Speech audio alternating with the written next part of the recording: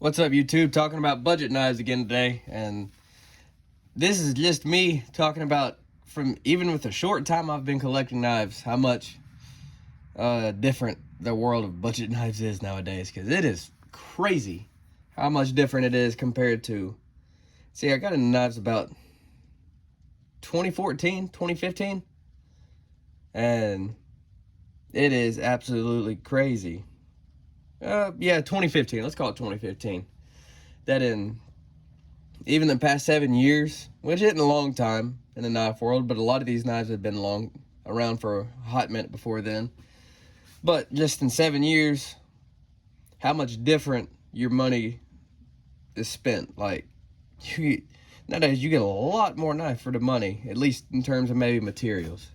But when I first started collecting knives, I started off with a bird knife, and it was okay. It was just standard lockback. It was the Metal Lark 2. But then what really sparked my interest was the Tenacious.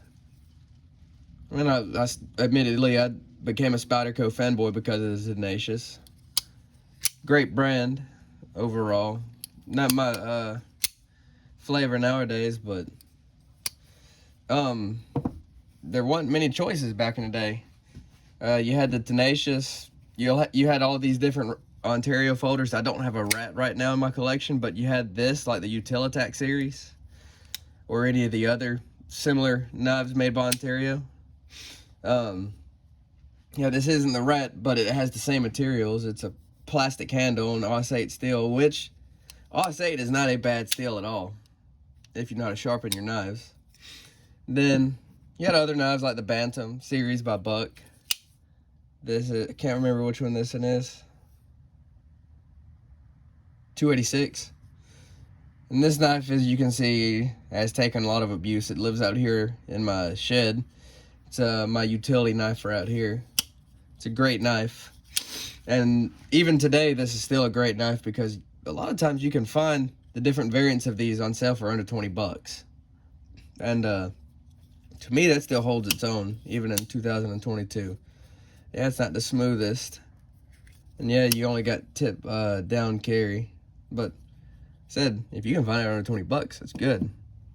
Then, around the same time, when I first started getting in, you had, well, Dividend wasn't around then, but you had others, like the Link. Mainstay for many people when it comes to Kershaw was the Leak. This is the liner lock version, or, the frame lock. All kinds of different flavors of the scale colors, aluminum, stainless steel. There's carbon fiber. Kershaw does all kinds of variants all the time. But you had this that you could kind of consider as the American-made knife. Sure, you have had other staples like case knives, some of the bigger buck knives like the 110, classic stuff. I'm talking about just my experience in the past 7 years of how much different the budget world is compared to then. Like, now it's crazy. But there's a few things I don't like about the budget world now, and we'll get to that. But yeah, I mean, mostly your options, it seemed like when I first started getting into knives, was you might have a G10 option, but stuff like 8CR13 MOV. This Kershaw features G10 and 8CR13 MOV. Spyderco's 8CR13 MOV and G10. They're both liner locks. Personally, I feel like the injection's a better knife than the Kershaw. Than the Spyderco. And I think I paid, see, this is my second injection. I paid like 17 bucks for this one. And let's see. Get the same amount of blade. Actually, maybe a little bit more. No, a little bit less on the Kershaw. But, back in the day, most of your options was 8CR13, 420, or AUS-8, which these two, AUS-8 and 8CR13 and MOV are pretty much the same. And even with the Kershaw, this has 14C28N, but this is was on the higher end of budget. This is around $50. And 14C28N today is still a steel that holds its own and is still used a lot. And personally, I think that speaks to how great the steel is, and something that Kershaw helped bring into the modern budget era is 14C28N. I think it's just a beautiful thing. See the dividend. I believe this one doesn't say, but these have 14, these have 420 high carbon. So, a couple of budget knives, 14. I can't speak, with 420 high carbon. What was real interesting was in 2017, steel wheel knives was just coming onto the scene with some of their Chinese knives. And what made these guys stand apart, more so than any of the other brands like Spyderco or Ontario or Buck or Kershaw, was that these knives came in this steel right here. D2 steel for under $40. Back then, that was just like, whoa, mind-blowing, crazy. It seemed like everybody that was in the lower end knives wanted to check out one of these. Because what Steel Wheel was doing with this cut jack is they were not only offering it in a budget level that was D2 steel, FRN handles, and made in China, they were offering you a step up. You could get M390 and G10 and made in Italy. So at the time, that was just crazy. Not many companies were doing something similar. But nonetheless, in 2017, getting D2 steel for under $40 was crazy, because at the time, D2 steel seemed like it was more of a middle to high-end steel than it was something you would see on a lower, not lower end per se, but a budget tier knife. And that kind of helped evolve the landscape of how all budget knives were after that. I mean, this is a great knife. You get a choil. The ergonomics are great, actually, and it's not a badly finished knife. You can see this one is fairly used. It was my beater for a long time. It lived in my truck. I would use it for stuff I didn't want to use, I guess, more expensive knives for, if I was going to be cutting through a lot of mud. And look, I mean, it flips good. It's on washers, not bearings or anything. It's kind of the middle ground between this and, say, Civivi. Kind of which we're going to get to them in a minute. But then you had other companies start evolving after that, like SOG. This is a more modern budget knife. You can get the SOG Terminus for $50. And after Benchmade had their patent expire on the Axis lock, it opened up the world to cheaper Axis locks. And SOG makes a good one, by the way. The Terminus is a great little knife. But nowadays, it just seems like all the budget knives are so... You get a lot of knife for the money. Like this, I could buy this for under $30. This the American Buffalo Knife and Tool Desert Scavenger. See, that's model number PRC. Has bearings, desert tan scales. For some reason, they decided to choose to put it proudly on the blade. That is D2. This is a great knife. See how smooth it is? Or I guess, not really smooth, but it's loose.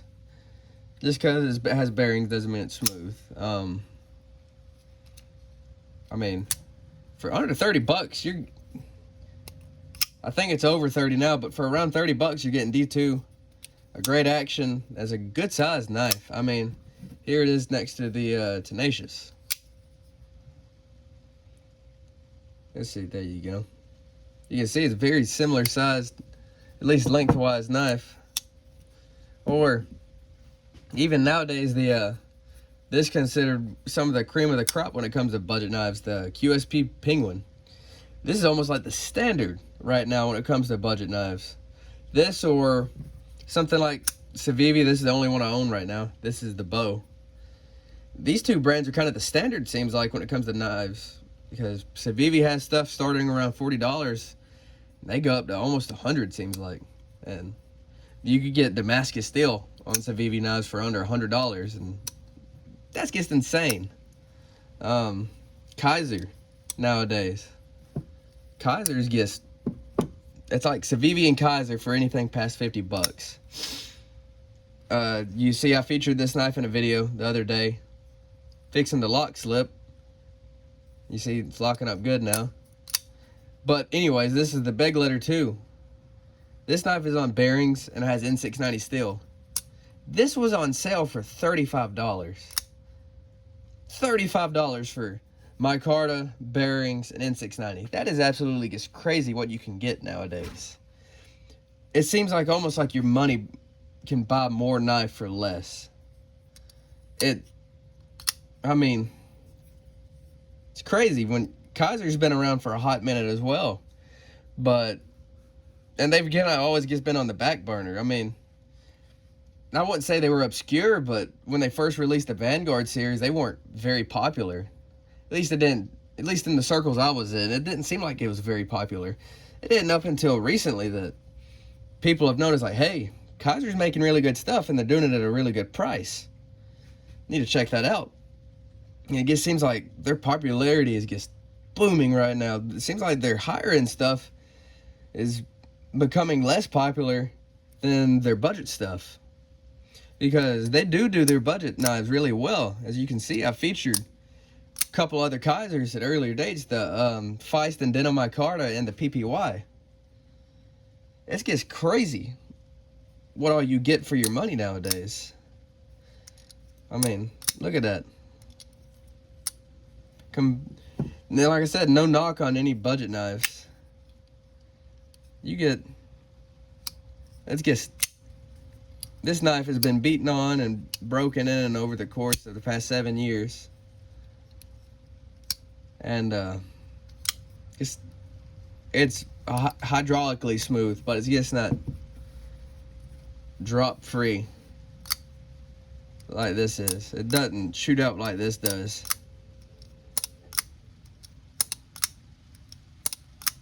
And see, like Ontario, not the Utilitech in particular, but at least say in the Rat series, they've started to upgrade to D2. They've modernized, they're changing, they're evolving. And a lot of other companies do that, like SOG. Kershaw is starting to offer more stuff in D2. And it's really nice. A lot of Kershaws are still offered in 8CR13 MOV, and it's not the best. But companies like Spyderco starting to lag when it comes to trying to top out companies like Civivi, QSP, or Kaiser. It's hard for them to compete right now, and maybe they can evolve because their bottom line doesn't allow it. But it's just, like I said, it's crazy now, in my opinion, what you can get between $30 and, say, $70. It's just crazy. I can't wait to see how much it evolves in the future. I would like to see maybe more stuff being trying to be made in the States. Buck, I don't have any good efforts by Buck of their modern pieces, but they've really they're trying to change how they make knives, like the Sprint, and then the 112 and the 110 lightweight series. They're changing, but it's not enough to change the landscape. I would like to see more USA made budget options, but I guess right now I don't see that happening.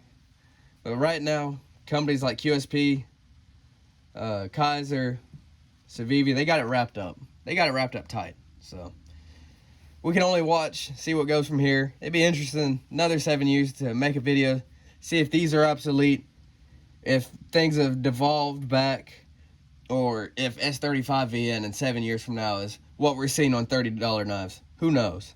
But like and subscribe. Check out my other content. Comment what you think. Tell me what you like, what you don't like. And I'll see you around in the next video.